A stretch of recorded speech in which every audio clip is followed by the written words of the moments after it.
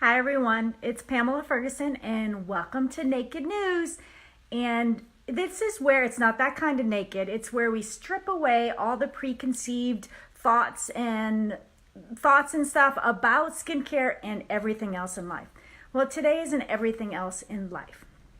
First of all, I wanted to remind you that I do have a VIP club where you can find out about any sort of specials and promos.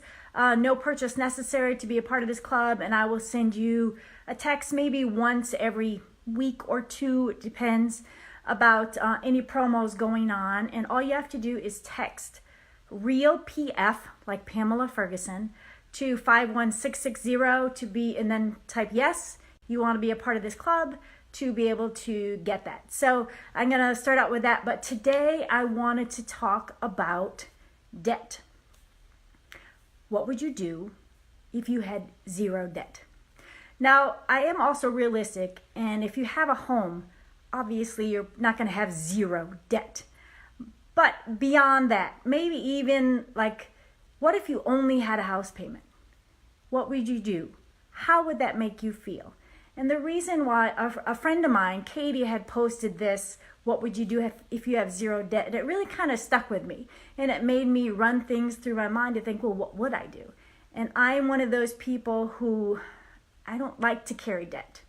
So I'm kind of one of those crazy people where I enjoyed getting this was like years ago when I first started on my own and I was paying my own bills.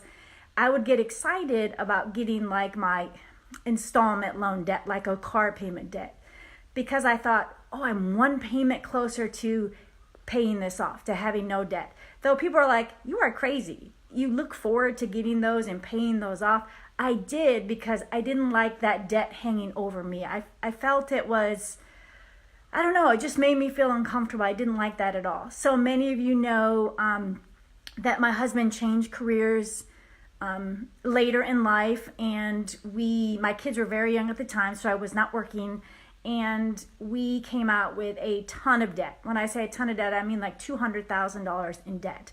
And it was very uncomfortable for me and for him, because he's the same way I am, to have that amount of debt. So I had a really big plan about, this is what we're going to do. We're going to pay these, kind of a step-by-step way to pay off this debt. And the amount of accomplishment that we felt to be able to pay that down was just incredible.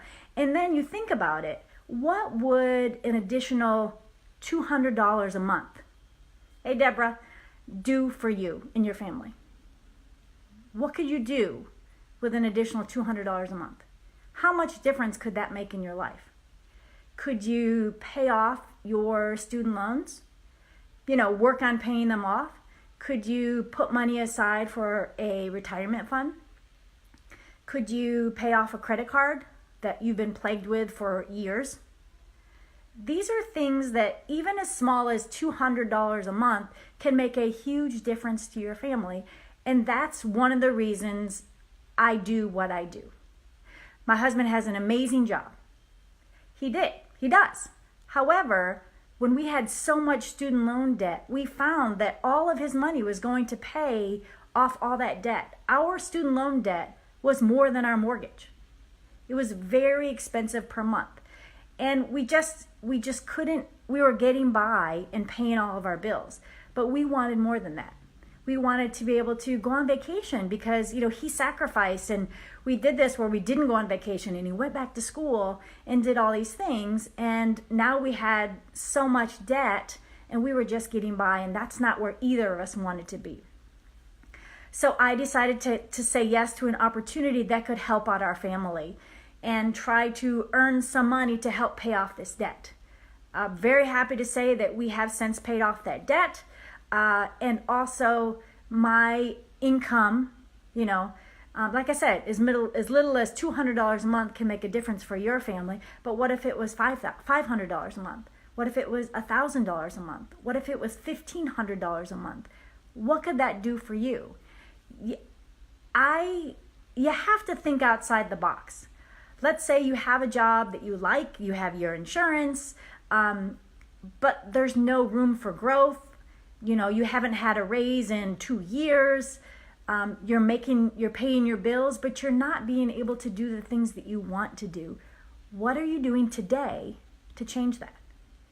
What are you doing today? Ask yourself, what are you doing today to change that? The thing that you hear all the time is nothing changes if nothing changes. It sounds cliche, but it's also very true. Nothing changes if nothing changes. So you have to make a change today and say, you know what? I'm going on my life. I'm doing what I was supposed to do, but I'm not where I want to be. So what do I have to do differently to get me back on track? What do you have to do differently to get you back on track? Clearly, doing what you're doing is not enough. Not that it's not a good thing. You're working hard. Many of you know that I went the very traditional route. I, went to college. I got good grades. I went to grad school. I got a master's degree. I got a job. And literally the day I was supposed to go back to work, from having my first child, maternity leave, they said, we've eliminated your job. So I'm standing in front of my boss and was like, what the heck? I did exactly what I was supposed to do, but yet I'm still standing right here. Sometimes you have to say, I've got to do something different. Something's got to change because I don't want to be there anymore. You can decide. You are the only one who can decide, hey, this trajectory, this path that I'm on, it's not getting me where I want to be. What do I have to do different to get me on a path I want to be? What would you do if you had no debt besides your house? Let's be realistic. You're probably going to have a house or rent payment or whatever. So you're going to have that. But what if you didn't have anything else? What if all of your earnings could go toward making the life that you wanted to make? Maybe going on vacation, giving back to charity, to something that really means a lot to you, saving for your child's college, saving for your own retirement, getting rid of some of those credit card issues that you've had for so many years. I think I read that the average amount of debt that somebody had, I can't even remember what it was like $15,000 or something. It may have been more, I can't remember now. But I was like, wow, that's a lot of debt. That's a lot of debt. How are you going to get out of there? Tell you a story. My dad passed away years ago suddenly. He was one of those people who lived day to day. He had his normal credit card debt. And so, unfortunately, he didn't have a will. So if you don't have a will, make sure you get one right away. But my brother and I had to go through the whole process of paying off all of his debt, doing all of these things because he never planned ahead. So if that's you, it's going to be your kids that are going to have to deal with that. Again, passed away suddenly, heart attack. It wasn't like he was sick. So those are the things you have to think about now. I read this, it was a meme, and it was like, Noah didn't build I'm going to say it wrong, but essentially, Noah didn't build the ark when it started raining. He built it before, right? He was prepared. Are you prepared? How can you get prepared? What do you have to do prepared? The last question I want to leave you with is, what would you do if you had no debt? Think about it.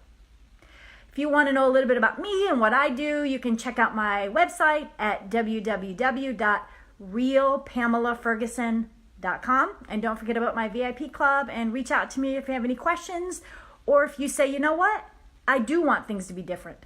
I would love to have, no debt. And also comment and say, what the heck would you do if you had no debt?